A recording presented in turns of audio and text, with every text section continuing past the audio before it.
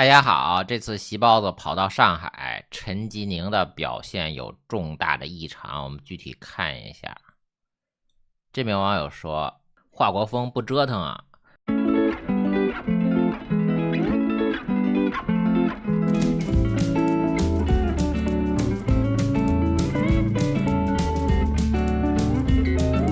包子是能力配不上野心，自己草包一个，还想效仿秦皇汉武，把一带一路和雄安的钱建一个自己的私军，也不至于这么灰溜溜的被撵下台。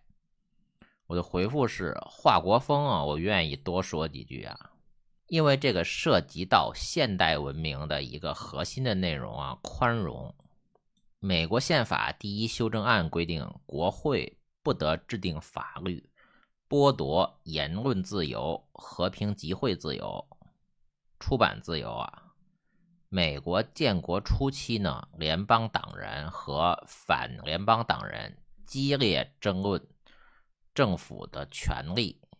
第一修正案作为权利法案的一部分，体现了对多元意见的宽容，防止政府压制意见啊。第一修正案的核心思想之一呢，就是宽容。就它为什么叫第一修正案，不叫第10修正案呢？民主政治的最大标志就是和平交接权力呢。当然了，美国民主的思想是源于圣经的，约翰福音8:7，他们还是不住地问他，耶稣就直起腰来对他们说：你们中间谁是没有罪的，谁就可以先拿石头打他。这段话来自耶稣面对被控通奸的妇人。法利赛人试图以律法利未记20:10规定，通奸者应该被石头打死，陷害耶稣。耶稣的回答化解了冲突，保护妇人啊。耶稣以无罪者先投石，挑战了自以为义的评判者，呼吁宽容与自省。这句话成为西方文化中宽容的经典象征，常用于反对道德审判和死刑。约翰福音呢，这一段可以视为美国宪法第一修正案的一个思想来源。有人说呢，华国锋是毛泽东的私生子啊，这个可以做一下人脸比对就能知道结果。但是这华国锋他哪一点像毛泽东呢？起码这一点就不像。华国锋没有像毛泽东到死都抱着权力不撒手啊。当然可以说华国锋没有能力，华国锋再没有能力，他是名义上的党主席、军委主席、国务院总理啊，党政军大权在握啊，他这3个权力啊不是国家主席。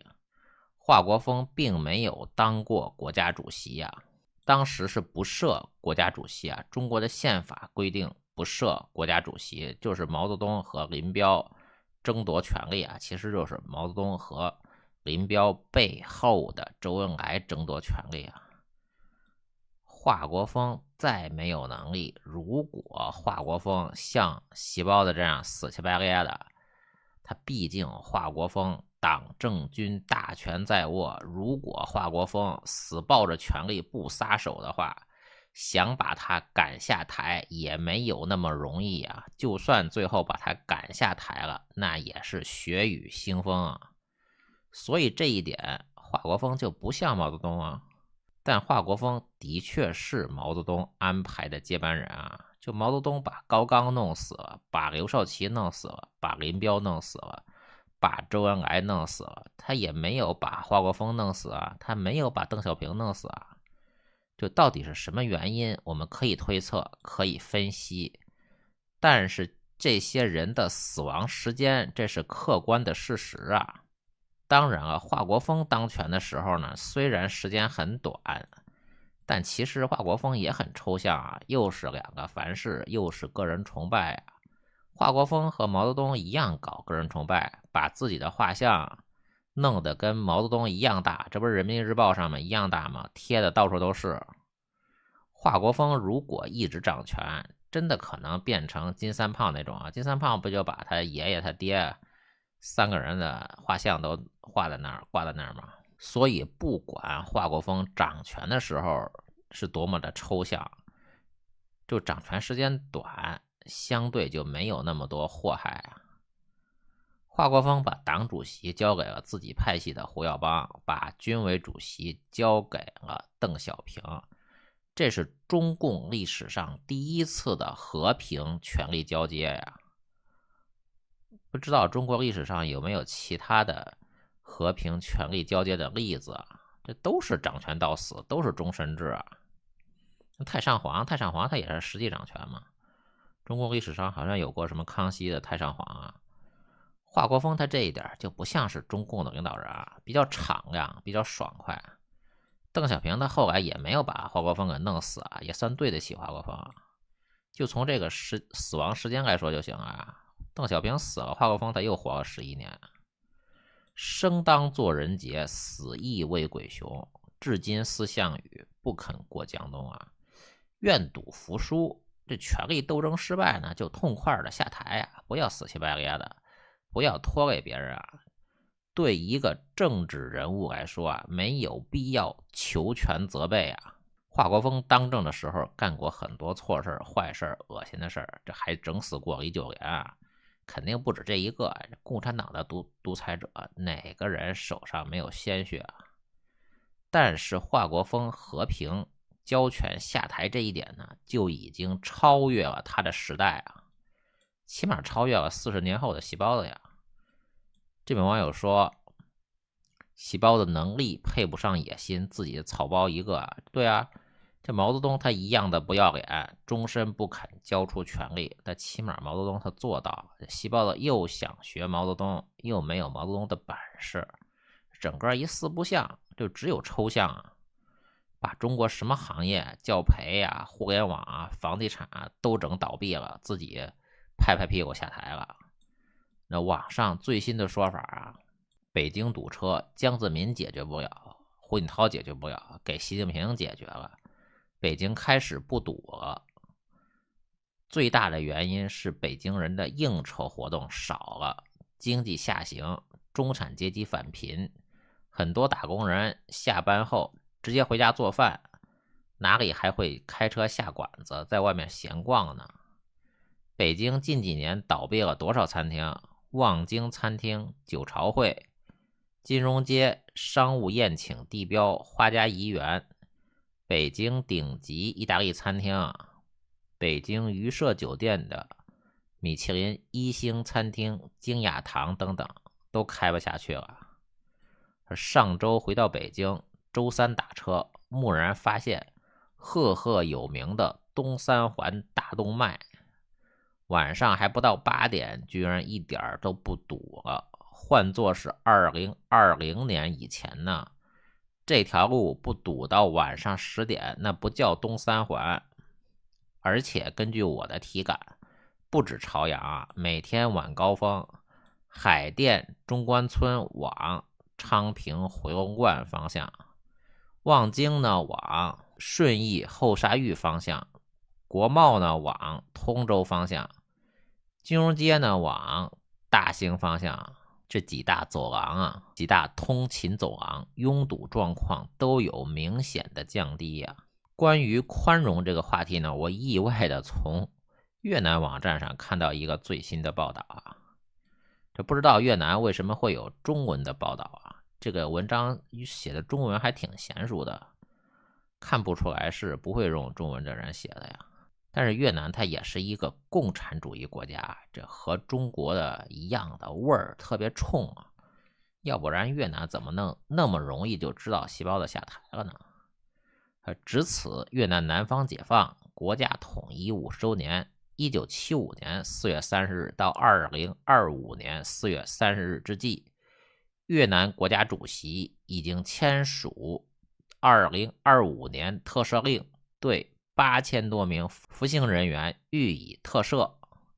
全国各地监狱同步举行特赦令公布和颁发仪式，为曾经迷途的人们开启了重建人生的机会啊。5月1日上午，在庆和省 A2 监狱，越南公安部监狱管理、强制教育和教养所管理局啊，从这个名字教养所就是劳动教养就知道这个是共产主义国家才有的东西啊。举行了国家主席2025年特赦令公布仪式，出席并在仪式上发表讲话的越共中央政治局委员、政府常务副总理、特赦咨询委员会主席阮和平强调啊，从他们这个title头衔这是多中国呀，这个党在前面嘛，政治局委员嘛，特赦政策继承了越南民族的人道主义传统，体现了党和国家对知错悔改犯罪的宽容与仁慈啊。熟悉的配方，熟悉的味道，大家看看这味儿多像中国呀。而且这里边这4个词他们能绑在一起也够抽象够缝合的呀，民族、党、国家、宽容，我真是醉了。越南这是在扮演这个温和派的共产主义嘛，太抽象了，共产主义还假装宽容呢。阮和平副总理表示，自2009年至今已有超过9万人获得提前释放。此次特赦中，国家主席决定特赦全国8056名服刑人员。此次宁庆监狱共有149名服刑人员获得特赦。代表发言的梁文孝表示，获得特赦是莫大的恩典，我承诺回归后好好生活，不再犯罪，成为对社会有用的公民。对暂未符合条件的人员也表达了积极改造、争取下次机会的决心呢。这是越南好像也不是全部特赦啊，这就是减刑的一种方式吧。说到减刑呢，厦门远华走私案被捕入狱的原厦门海关关长杨前线4月27日刑满释放，回家与母亲团聚啊。这个多多少少跟喜包子下台有关系吧？这喜包子不下台，杨前线能出狱吗？我不知道啊。他都这么大岁数了，70岁吧，蹲了25年监狱啊，原来是死刑，后来改判了无期徒刑啊。如今对于杨前线来说，一切俱成往事，尘归尘，土归土。昔日的荣华富贵尽是前尘旧梦啊，不堪回首。这真是人生如梦啊！江泽民的人出狱，喜包的人进去。我要分析一下杨前线的拍戏背景啊，不用分析啊，猜啊，可能是江泽民的人啊。这位网友说，眼镜可以带进秦城慢慢玩，在元宇宙化身维尼遨游星汉，哈哈，这个主意好。现实世界太残酷，承受不住了，只能躲进虚拟世界寻求安慰。喜包子无所谓啊，只要懂得审时度势，会给他一个软着陆的。但是被他利用的马仔那可就惨了。你看他像一个会审时度势的人吗？大权在握的时候当然是独断专行，一意孤行啊，可当大势已去，他大概率会变回那个原来跟在胡锦涛背后的憨憨，除非他跟江青一样的嘴硬啊。喜包当年挺会演的嘛。其实喜包子他是个老党棍啊，他知道该说什么，不知道该说什么，知道该说什么，不该说什么。就是有权就任性嘛，真的没权了，这种踏实啊，不可能的。要是给细胞的软着陆，李光耀的老婆，李显龙的老婆吧，这应该是不会公开跳出来侮辱包子的，估计要进秦城。那是20大之前从大包分析的2021年北戴河会议之后的人事调整来看，习下礼上是高层故意放出的风声。习包子本来可以体面的退位，但是他非要霸王硬上弓，这下优待条件没了，而且要背所有的锅啊。陈吉宁呢有一个重大的异常啊，这不是陈吉宁说给习包子配了一个虚拟眼镜啊，元宇宙化身维尼遨游星汉啊。就我们看看陈吉宁他同事的表现啊。证监会副主席王建军被查处啊，王建军就是肖钢的大秘。这之前被抓的证监会发行部主任姚刚的马仔啊，这都是朱镕基习包子人。就谁是金融教父呢？就不是中国的一把手或者二把手，总书记或者总理，凭什么当教父呢？就证监会一个主席刘鸿儒他算老几啊？有什么资格当教父啊？一个正部级而已，就能提拔正部级或者副部级的人啊，基本上只有总书记或者总理啊。这李长春都没有把他的嫡系马仔于军波提拔成一个一线的正部级啊，提拔了一个北京市人大常委会主任，就二线的正部级啊。就能提拔正部级的，十有八九是总书记或者总理提拔的。4月30日晚，中国证监会党委书记主席吴清主持召开党委会议，传达中央纪委、国家监委对王建军涉嫌严重违纪违法进行纪律审查和监察调查的决定。证监会党委班子成员出席，祝中国证监会纪检监察组有关同志列席。连夜开会表态啊，4月30日晚，就这么几个字啊。这里面呢，习核心、两个确立、习思想啊，三大元素全部说满啊。现在这个不多见了。反观陈吉宁呢，陈吉宁放假了呀，别人5一放假，陈吉宁也放假了。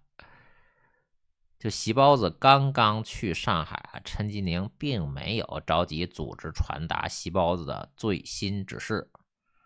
放假了，可能5一之后陈吉宁会传达呀，这是不是一个很反常的现象啊？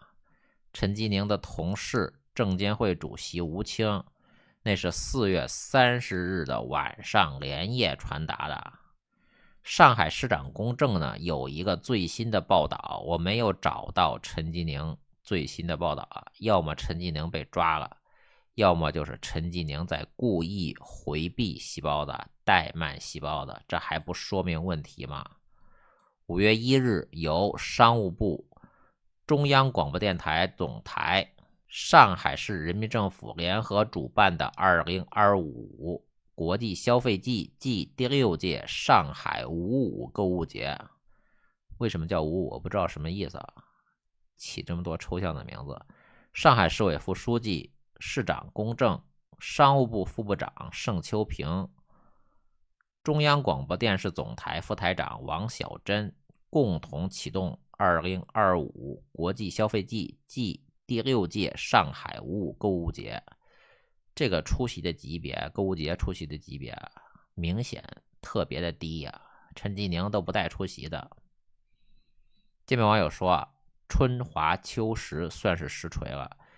据说墙内有这个东西啊，就是一场音乐会啊，我这是从油管截图的呀。墙内呢，如果我们炒作会不会删掉我就不知道，这就是弱证据吧，说明没有不透风的墙啊。好的，谢谢大家。